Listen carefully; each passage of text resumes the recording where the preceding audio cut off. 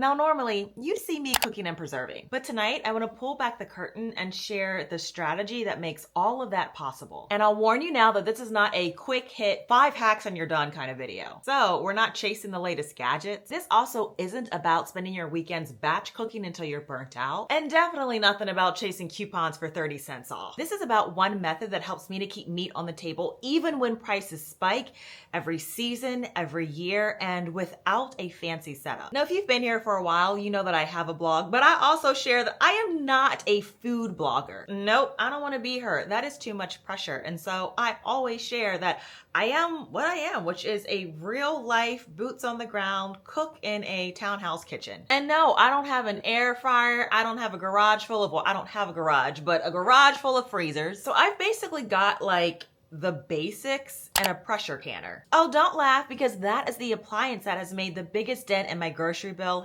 hands down. And I'm sharing this now because summer, even late summer like we're in now, is the best time to start. So meat sales are at their peak this time of year, but this also works anytime that you want to take control of your budget. So here's the thing, by the time you already see a sale in your grocery flyer, you're already late, because a sale is like the final chapter of a story that started weeks or even months earlier. And those chapters are available for you to read without being an economist. So first, here's where I look, the USDA commodity forecast. And you can also look at the earnings calls from companies like Tyson, Hermel, and Conagra, and even livestock supply reports. Now, you don't have to peruse everything from tip to tail, but they do tell you what's coming before your store does. And so when I see signs of price hikes, I don't panic, I plan. Because when you start scanning those, you're gonna start to notice patterns, like beef inventories at their lowest since the 1950s, or chicken products forecasting reduced supply, or companies warning about meat price hikes next quarter. Now, those just aren't headlines. Those are early warnings telling you what's coming to your grocery aisle. So if you know prices are headed up, your job isn't to panic. It's to get a better battle plan in place. And that is why I have harped so much on tossing your cookbook and instead cooking with a meal sequence so that you have flexibility to fold in ingredients that are on sale. And it's why I also shared the importance of learning how to cook with substitutes.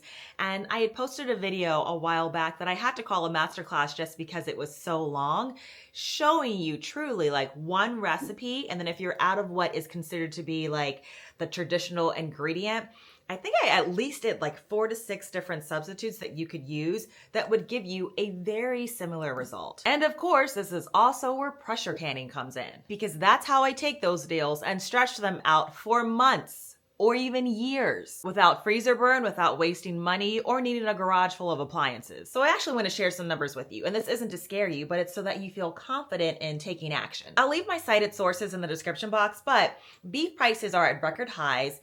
Ground beef is up nearly 50% over the last 4 years. Beef inventories are at the lowest since the 1950s. The USDA forecasts beef production to fall even further in 2025 and 2026. Food at home prices overall will rise about 2.2% next year, but beef and veal closer to 9%.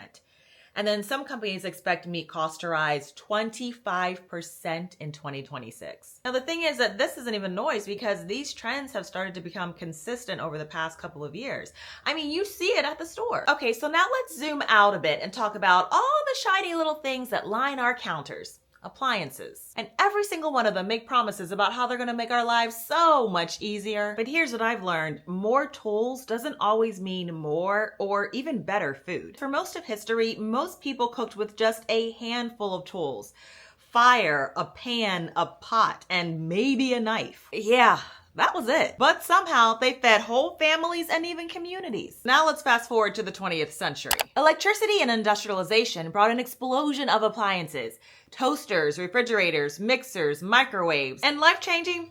Oh yes. But then something shifted. In the last 40 to 50 years, there's been this wave of what I like to call boutique gadgets. You know, things like yogurt makers, because your grandma just used a jar in a warm spot. And popsicle makers, because an ice cube tray and juice won't do. Ice cream machines, countertop, pizza ovens. And oh, don't forget about the bread makers. The list goes on and on. And you know what? Most of those appliances end up at yard sales, donation bins, or the dark corner of your pantry or basement, because they never really change how often you cook or help you to save money at the grocery store. And that is the law of diminishing returns here. The more gadgets you stack up, the less they actually change your life. So let me tell you about my kitchen. I live in a townhouse, and so the size of my kitchen is pretty small, although it did feel like a luxury when we moved from our apartment. I mean, size-wise, I think I have average or actually slightly below average cabinets and countertop space. I mean, definitely not decked out at all, but it does have the essentials: an oven, a microwave,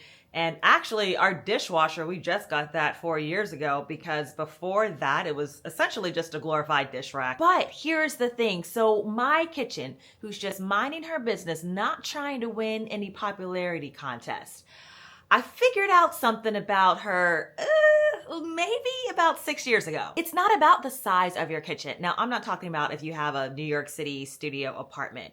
Here's how you measure any kitchen in terms of its efficacy. It is how systematically and routinely are you able to put out meals, right? So that you're not, going out to eat and ordering out and all of those kind of things. And so this is truly where it stacks up, because I'll be right back. That's my neighbor. Okay, back. So as I was saying, the way that we should be thinking about our kitchens isn't necessarily on the size of your kitchen, right? It is about the productivity of your kitchen, like literally the production of getting food made, the amount of, waste that is being reduced or eliminated in your kitchen. Like that is how you're able to define in terms of a scorecard, really, if you will, how well your kitchen is doing. Now I'm going to share this and I want you to see if this stacks up in like your own life.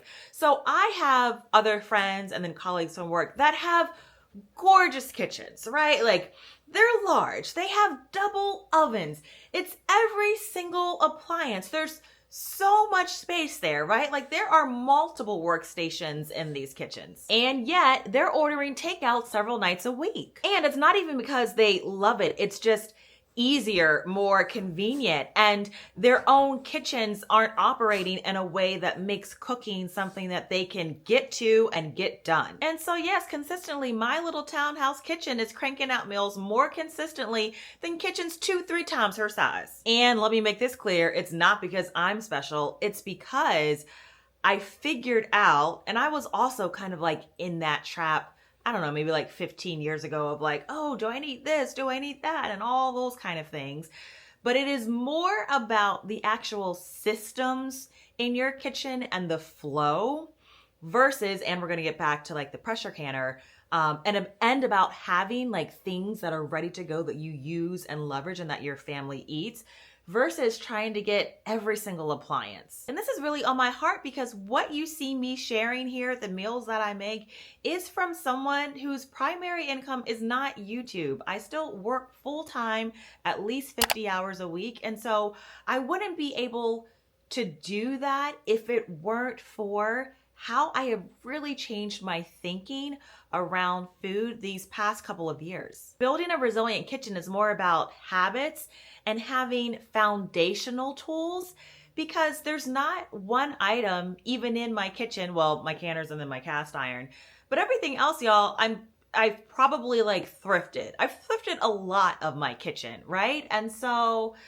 yeah, you've got to start thinking about your kitchen like infrastructure, and you need tools that are going to last. And that means you've got to get tools that give you leverage day in and day out, all year long. Not just a summer popsicle project, but something that changes your whole relationship with food. And cast iron is a great example, because all my skillets will absolutely outlive me. It can sear, fry, pan, roast, and even the worst pans can be revived. I mean, this is heirloom quality, and cast iron is still affordable. If this is our first time meeting, hi, I'm Cassandra from the blog becomingafarmgirl.com, and I'm here to help you cook with what's on sale, in season, and better yet, already on your shelf. And if you're looking for meal solutions for a real kitchen, pull up a chair. So I just want to be clear about something that isn't always said online. A bigger kitchen, fancy appliances, or gadgets does not mean that you're going to cook more. What matters is your system, how you think about food, how you use what you already have. My kitchen is not a showroom. The cabinets creak most everything is thrifted, including my Berkey, y'all. I've said this before. Some of y'all asked me, I'm like, no, I thrifted that thing. It was either $50 or $80, and I picked it up from a couple that had gotten married and they had it for a year, and someone gifted that to them and they were like, oh, we don't want to use this. I was like, what? And I try to share that as often as possible, that a lot of pieces that I have are thrifted, because I'm not ashamed of that. I am proud of that. Because you know what this elder millennial knows? That this is a real kitchen, and it is reminiscent of the kitchens of both of my grandmothers, particularly my dad's mom, who raised 8 kids and cooked all of their meals in what is known as a tiny little shotgun house. And there was not a gourmet gadget in sight, but you know what? That woman threw down. That means she cooked like really excellent, like those classic Southern dishes. It's where I get, you know, like my taste buds from my dad. And y'all, it wasn't like she was home like a full-time like stay-at-home mom. She also was a nurse. I also grew up frequently making visits to the houses of our church mothers. And you know what? Their kitchens were only just like a little bit bigger than what I have right here. And none of the women I just named or me were chefs, were professionally trained, or had unlimited time. The tool that most of us need isn't a tool at all, right? It is a system and a reverence for the initial time and the reps that you put into learning how to like cook and just being exposed to food, so that then it pays dividends for decades. I'm preaching better than you're amening. The same goes with canning jars. People literally pass them down for generations. So more than half of my collection is actually thrifted from places like either the thrift store or Facebook Marketplace for like 50 cents to $1 a jar. And these are already jars, as I've shared with you, that are decades old. And now I've canned with them for over a decade. And then there's your pressure canner, which is where the conversation gets real. Because when you have one, you're no longer limited to what just fits in your fridge or your freezer. And then you have a way of creating shelf-stable, fully cooked meals that are ready to go. And that is convenience food, but it's affordable and it's on your terms. No preservatives, no hidden ingredients. Just jars of ready to heat and eat meals, soups, beans, meats, vegetables, and fruits, all just sitting on your shelf, waiting for you. And if we're measuring appliance impact, pressure canning blows every boutique appliance out of the water. Now, I do love my crock pots and my oven roaster. So look, I have heard it all before in terms of, is canning even safe? Or does home canned food taste weird? So let me go ahead and give it to you straight. The answer is yes, so long as you follow a tested recipe from the USDA or the National Center for Home Food Preservation,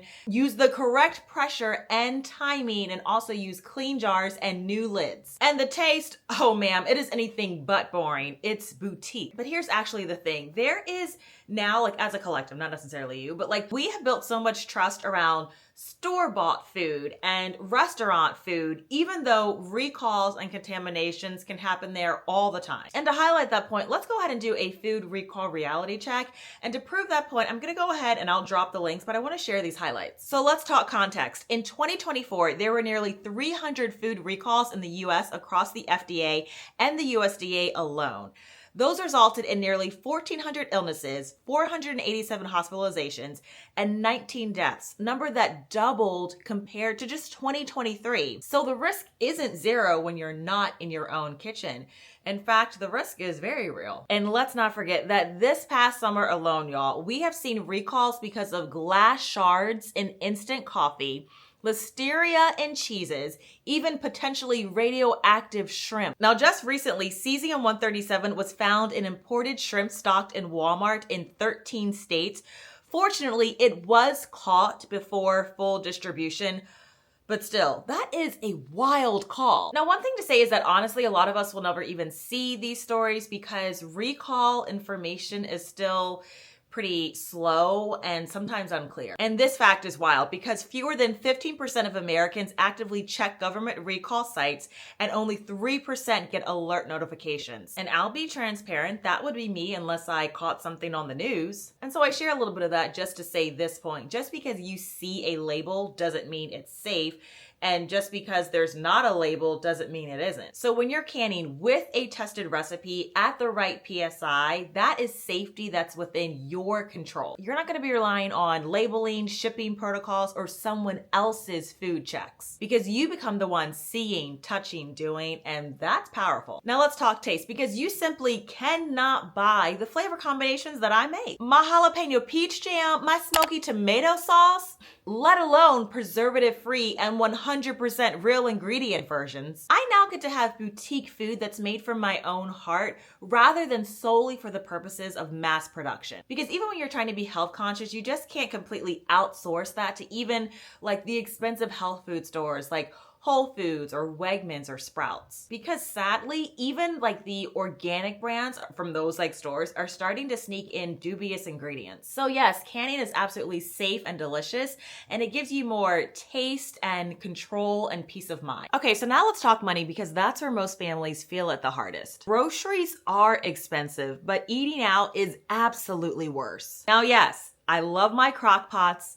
and my blender and my stand mixer. But great as they are, none of them save me money the way that pressure canning does, because I can lock in sale prices for months, even years. I also don't lose food to freezer burn. It also gives me options because yes, I have a small freezer. It's not even full size in our townhouse basement, but I would be maxed out on freezer space. And I'm not even keen on the idea of wanting to have multiple freezers. If the power goes out, and it does from time to time, the last time it went out was, well, I guess maybe over a decade ago, but when it went out, it wasn't just like a flicker. The power was off for 5 days. So unless you have a whole house generator that's running, throughout that time, you've lost everything. So yes, you will need to buy a canner, but it's not more expensive than any mid-range kitchen appliance. And for jars, I would go with yard sales, Facebook Marketplace, and thrift stores. But if you need to purchase them new and you need a reputable dealer, especially for the lids and the bands that you'll need, definitely get your jars from 4 Jars Canning Company. And I say that because there are lots of counterfeit brands on the market that actually aren't going to give you, there's like a seal that's around your lid, and they're made from inferior products that don't actually create like that strong seal. And so stay away from those brands, but 4 Jars, that's where it's at. I'm telling you, your pressure canner is the only appliance that you can say will put money back in your pocket. All right, so now you might be saying, okay, Cass, so how do I even get started with canning? Sweetheart, I've got you covered, because I have actually already put together a complete comprehensive video. It is a little bit over an hour, but it is everything I do start to finish on how you can begin canning even in a tiny little kitchen. And look, the pacing is fast, so you gotta keep up, but I'm covering all of your questions like equipment and timing and recipes. And it's not a sit down video, because I definitely think that I always like for you, anytime I'm in my kitchen, to be showing you what I'm doing in real time so that you can look at it and say, oh, okay. Like, yes, like I could do that. Now, let me tell you, here is the best part of that video. If you just immediately go to the comments, you will see canners that have been canning way longer than me saying, okay, Cass, that was some good stuff you shared. And let me tell you, those comments meant the world to me, because it meant that, because I learned canning like between like YouTube videos and then like books and then like actual execution with figuring out, okay, so I should be doing this, not this, this, not that. You know what I mean? And so whether you're a beginner or brushing up on your skills, I mean, it's not everything. I said that. I'm getting you probably, I'm like, I think this video will get you like 80% there. There's some things that I like haven't figured out, but I have figured out enough to where canning is doable. Okay, and also I am working on something that is going to be a little bit, well, it's going to be more than a video. I want to start having like Zoom classes where I'm canning live with you, maybe like once a month. I have figured out the framing, but I just need to like understand some of the tech kind of back end stuff. I do want to make this absolutely clear that you can learn how to can from my videos. There's a plethora of videos already online. So this workshop would only be, and I recommend starting there. However, with canning, even though this wasn't my experience, I can kind of like think about other experiences that I have, kind of like sewing, where like you can learn how to sew online. But for me, like I actually took a class at the community college, because Some things you just want like immediate feedback on to someone and have someone like watch you do it. But I'm going to drop a link for an interest form.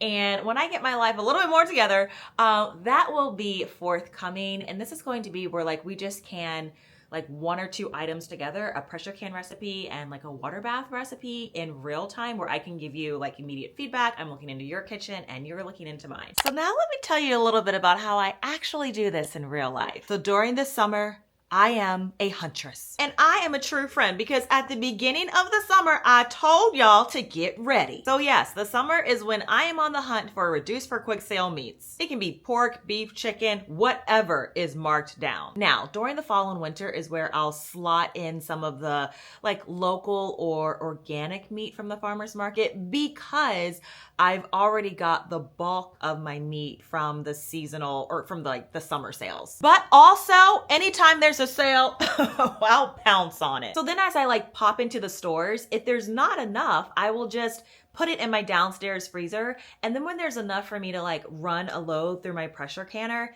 then like that's all I do. And that is how those sales, I'm able to take meat and make my own meat aisle. And by meat aisle, I mean aisles, because I actually turned our downstairs coat closet into my canning pantry. Now look, I don't want you leaving here with any misunderstanding. I did not tell you that you need to can every bite of protein you eat, because honestly, that's not what I do. Like I have not reached that level. But even just canning 20% of your meat will save you from that, whoa, my grocery bill's 30% higher than last month kind of moments. And I'm telling you, that is like creating a budget cushion that works for you all year long. So with pressure canning, if I want to, I can now access buying in bulk. I can shop sales, I can work with farmers, and nothing goes to waste. If chicken thighs are on sale, I'm canning them. Bushes of tomatoes, I'm canning them. Green beans, potatoes, even bone broth, all of that turns into shelf-stable food. And the best part is that the jars are endlessly reusable and the canner will last a lifetime. Now yes, the lids are the only reoccurring cost, but they are also super affordable and also less expensive than throwing out spoiled food. And so that's why I say, before you buy that $200 gadget that does one thing, think instead about a tool that is going to stretch your dollar week after week, year after year. Now, I know some people think that canning is old-fashioned, but I would argue that canning is relevant now more than ever. Why? Well, we've all seen supply chain issues, both in the past, but also more recently, where shelves are just bare or products are out for weeks at a time. And then there's also rising grocery prices where you think, man, I should have got more of this when it was at that price. And look, no one needs to start from scratch every single night, but that's where you leverage pressure canning because you have fully cooked shelf-stable food. I mean, just think about that. Imagine reaching into your kitchen and pulling out a can of chili that's already ready to go, or shredded chicken, or your favorite soup base. I mean, that's what canning gives you. And like, here's the kicker. You control everything that even goes into the jar. The salt, the sugar, the seasonings. I mean, try finding that in your grocery store aisle. So this is where I created the Dinner's Done dispatch, and it's kind of like having me in your kitchen every week. How long have I had, this is my dog Thor's hair.